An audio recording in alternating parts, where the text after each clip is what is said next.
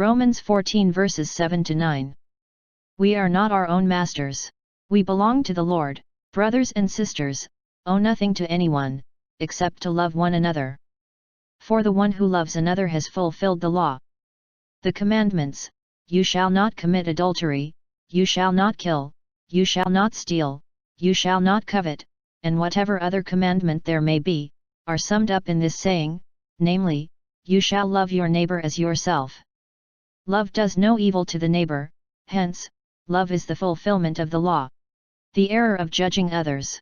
An elderly Chinese woman had 2 large pots, each hung on the ends of a pole, which she carried across her neck. One of the pots had a crack in it while the other pot was perfect and always delivered a full portion of water. At the end of the long walk from the stream to the house, the cracked pot arrived only half full. For a full 2 years this went on daily, with the woman bring home only 1.5 pots of water.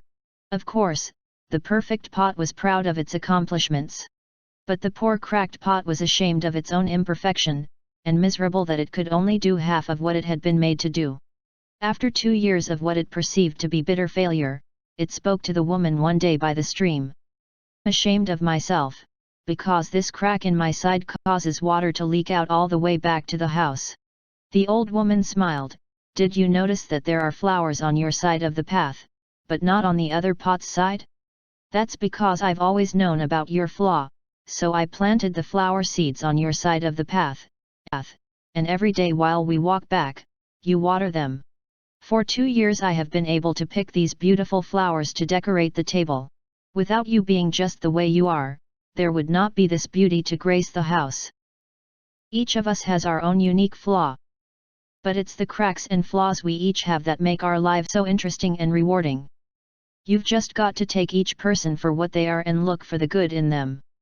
The woman in the story, just like God, uses what appears to the world to be our flaws with a greater purpose in mind.